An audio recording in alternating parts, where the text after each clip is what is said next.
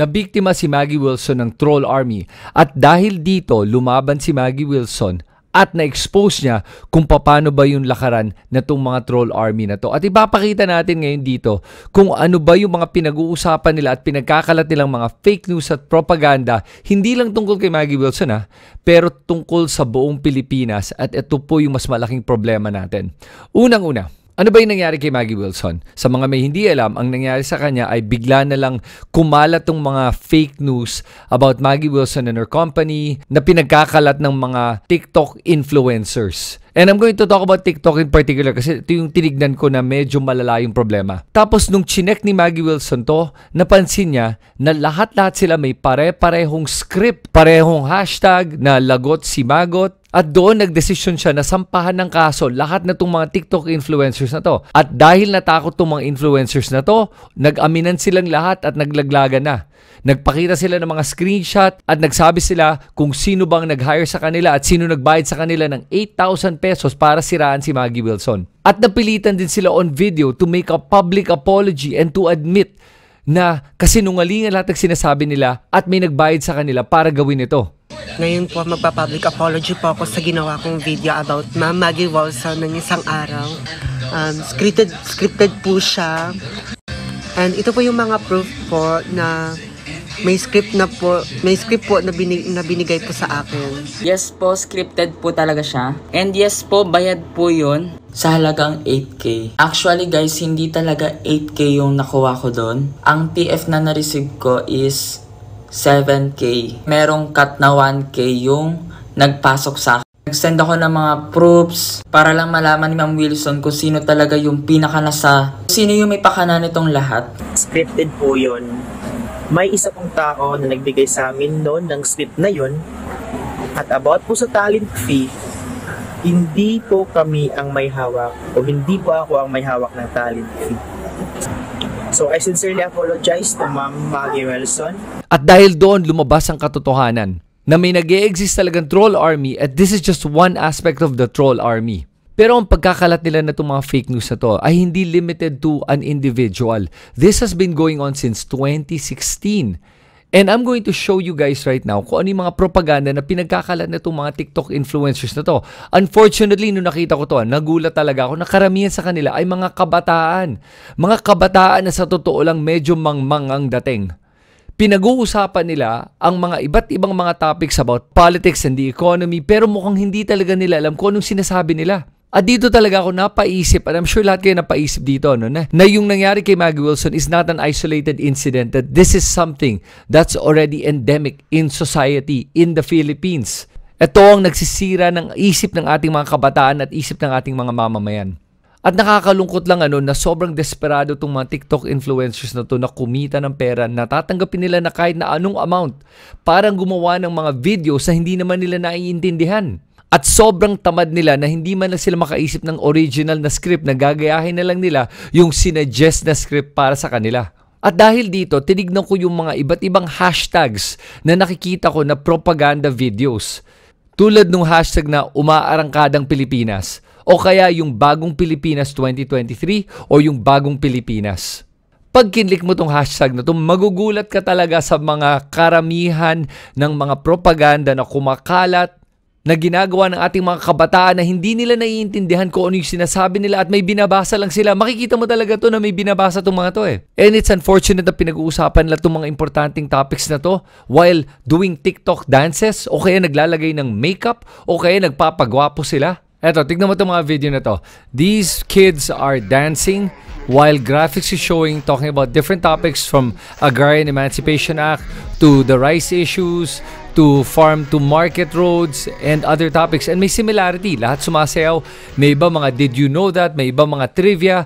Very, very similar scripts tong mga to. Ito naman, tignan mo naman tong mga to.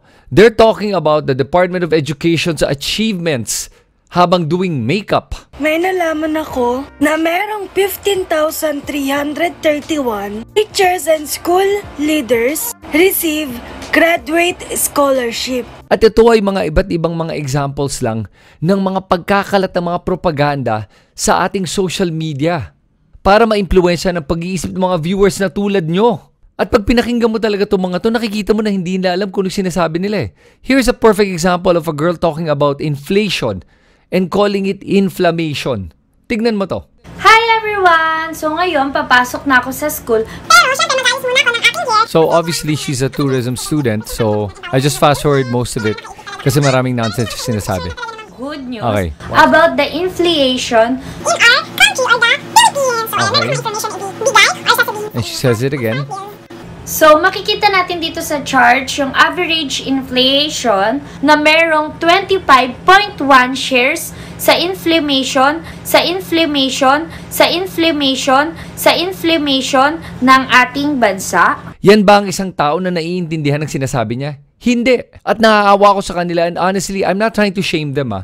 I'm hoping na mapanood nga nila itong mga video na to at ma-realize sila yung mga maling ginagawa nila at wag na silang papayag na gumagawa ng mga videos na to na hindi nila naiintindihan yung pinag-uusapan nila. Ito lang naisip ko, ano ba yung probabilidad na lahat sila naglalagay ng exact same hashtags, have the exact same script, and ginagawa lang nila to dahil talagang gusto nila magbigay ng impormasyon? O kaya may nagsabi sa kanila na gawin to? O kaya baka binabayaran nga sila para gawin to? That's not a far-fetched conclusion. Ito po ang lakaran ng troll army at ganito po magkalat ang propaganda ngayon. Ang pinaka-importanting tanong ay ito. Asan ang gagaling yung budget na to para magkalat ng mga ganitong bagay na to? Sino kaya ang gumagastos dito? At malaking chance na baka galing to sa taxpayers' money. Kasi, at alam na itong mga taong to that karamihan ng ating mga kababayan ay mabilis ma-impluwensyahan because karamihan sa atin have this herd mentality.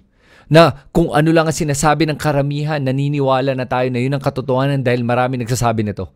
Whether it's true or not, hindi na natin pag-iisipan, hindi na natin susuriin, wala na tayong sariling isip. So tanong ko sa'yo, ano ka ba? Tupa? O may sarili ka bang isip? At dahil po dito sa nangyari kay Maggie Wilson na expose na kung paano ginagamit ng mga politiko ang troll farms para ipagkalat ang mga propaganda nila at kasinungalingan. At kahit mismo si Duterte, inamin niya na gumagamit siya ng troll army. Siya mismo nagsabi that during the campaign period, he spent like something like 10 million pesos for a troll army. And honestly, I think that's a small number. Hindi kaya galing sa confidential funds yung pagbayad dito sa mga troll armies na to? Kasi hindi to lumalabas sa budget ng kahit na anong gobyerno at kahit na anong ahensya eh. So saan kaya nanggagaling to? If bayad nga itong mga to. So the way to prove kung bayad is kailangan paaminin natin itong mga TikTok influencers na to eh. And how do we do that? The Senate can do something about it. Have a Senate hearing at isupina lahat na itong mga TikTok influencers na to. At paaminin sila kung sino nagsabi sa kanila na gawin itong mga ganitong video na to. Kasi nakikita mo naman na hindi nila alam kung anong sinasabi nila at may nagbibigay lang ng impormasyon sa kanila eh. Ang tanong, sino? So ano ba natutunan natin dito? Ang natutunan natin dito ay meron talaga mga troll armies. At itong mga troll armies works in two ways, by the way. Yung isa is by the influencers that spread the message. Pangalawa is the troll army. Ito yung mga anonymous na tao na may hawak ng mga 5 to 10 accounts na magko-comment dyan to make it seem like a lot of people agree with that point of view or that perspective. Para ikaw, the unsuspecting viewer, thinks na, oo nga, maraming naniniwala dito, totoo to. So ang pangalawang natutunan natin ay huwag maniniwala agad sa lahat ng mga naririnig mo sa social media. At ano ang pwede mong gawin para hindi ka maging biktima ng fake news at propaganda? Unang-una, maging skeptic ka. Magtanong ka. Mag-isip ka. Huwag ka lang basta tanggap ng mga naririnig mo. Pangalawa, be more self-aware. Pag-aralan mo yung sarili mo, ano ba yung mga paniniwala mo, at kung bakit naniniwala ka sa bagay na pinaniniwalaan mo. At ang isa pang pwede mong gawin, pag may narinig kang isang point of view, check the counterpoint. Tignan mo yung kabilang panig para ma-realize mo kung may punto ba itong sinasabi ng isa o wala dahil lahat ng bagay ay may iba't ibang perspective. Para makita mo talaga kung yung nakikita mo ay tama o mali, tignan mo dapat from a different perspective. Alam mo, this is the beauty of social media. It democratized information. Pero at the same time, by democratizing information, kumalat lahat ng mga iba't ibang klaseng informasyon, whether it's true or not, wala nang filter ngayon. Hindi tulad ng dati may filter, ngayon wala na. Ang masama dito ay tayong mga viewers ay hindi nabigyan ng tamang tools o kaya guidelines kung paano suriin itong mga impormasyon na to. Pero ngayon na alam na natin na may mga troll farms and troll armies that try to manipulate the information, kailangan tayo maging mas responsable at i-filter yung mga naririnig natin at pag-aralan nga natin itong mga naririnig natin kung totoo ba to at hindi. Kasi kung hindi, lalo ka magiging biktima na itong fake news at propaganda. At yan ang katotohanan.